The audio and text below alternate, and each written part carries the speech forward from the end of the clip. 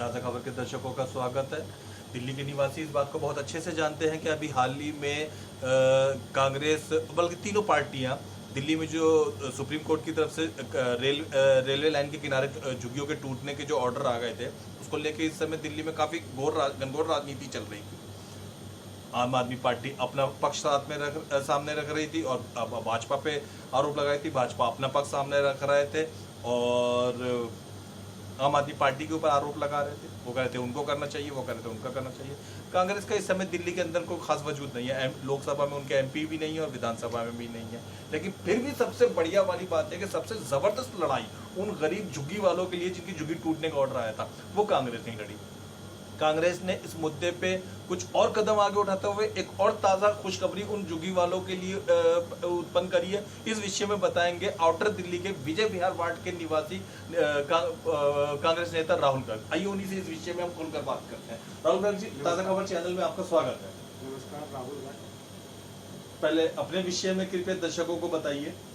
मैं राहुल गर्ग, विजय विहार ward number 26 से दिल्ली प्रदेश Congress committee में डेलीगेट हूँ जी और 20 साल से कांग्रेस का जी। अच्छा, पिछले लगभग 1.25 महीने से दिल्ली में राजनीतिक एक ही रुख कर गई थी कि रेलवे किनारे के जो झुग्गियां थी, जो काफी लगभग 50 लाख के आसपास कांग्रेस का दावा तो था कि 50-80 लाख लोग उससे या पता नहीं कितने 20 लाख के आसपास लोग बेघर होंगे, तो वो झुग्गियां टूटने के लिए सुप्रीम कोर्ट का फरमान आ गया था और इस बीच में कांग्रेस काफी पुरजोर उसका विरोध कर रही थी। हमने सुना है कि कोई कांग्रेस का प्रयत्न इस विषय में जो 1.25 महीने से उसका विरोध हो रहा था, उसके में भागादौड़ी हो रही थी, कुछ रंग लाई। क्या रंग लेकर आई जी? जब से हमारा देश आजाद हुआ है जी, जब से आज तक जी, हम सरकार में भी रहे, बिना सरकार के भी रहे जी, जी, पर जो लड़ाई गरीबों की जी, कांग्रेस ने लड़ी जी, वो किसी ने नहीं लड़ी जी, तो हमारे जो कांग्रेस के जी, नेता जी, हमारे दिल्ली प्रदेश कांग्रेस कमेटी के अध्यक्ष आदरणीय अनिल चौधरी जी, जी ने जी, इतनी तरीके से लड़ाई लड़ी, गरीबों की लड़ाई, जी, ठीक है ना। ये दोनों निकम्मी सरकार, जी, झूठी सरकार, जी, इन्होंने सिर्फ इनको झूठ बोलने के अलावा और देश के अंदर, दिल्ली के अंदर गरीब को मारने के अलावा कुछ नहीं आता।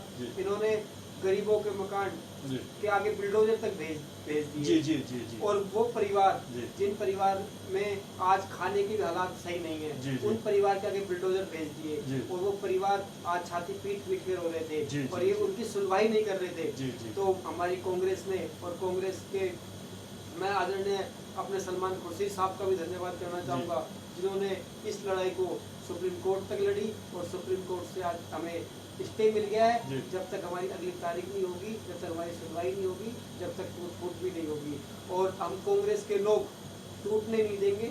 उन झुग्गियों से पहले कांग्रेस का सिपाही उस बुलडोजर के नीचे अपनी जान देगा, उसके बाद उन गरीबों की झुग्गी टूटेगी, हम उनकी झुग्गी नहीं टूटने।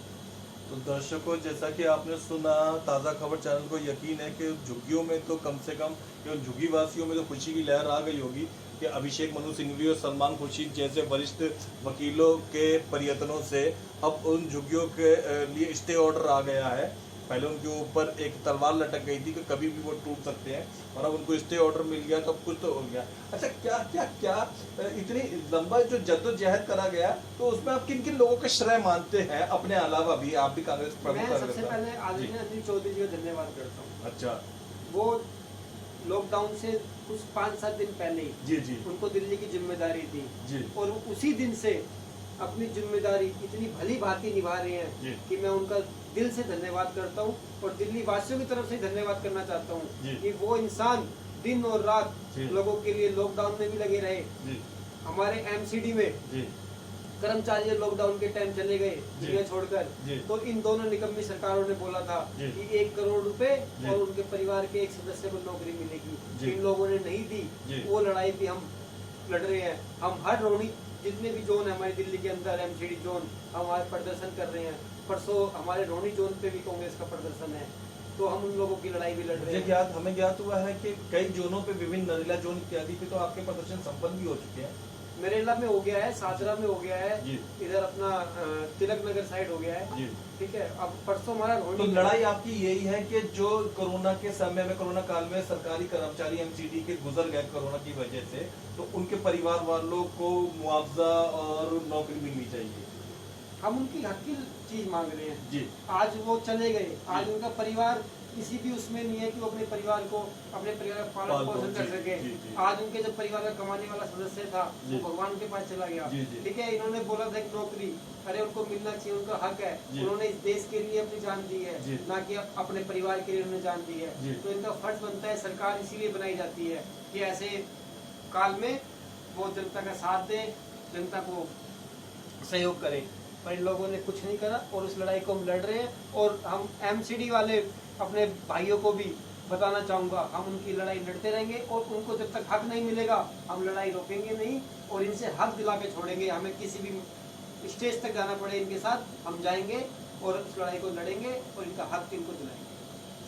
तो दर्शकों, आपने देखा कि किस तरीके से कांग्रेस हालांकि विधानसभा की सत्ता में नहीं है, लेकिन उसके बावजूद वो जंग आज़ादी की तरह अवाम की लड़ाई, लोगों की लड़ाई, दुखियारों की लड़ाई लड़ रही है।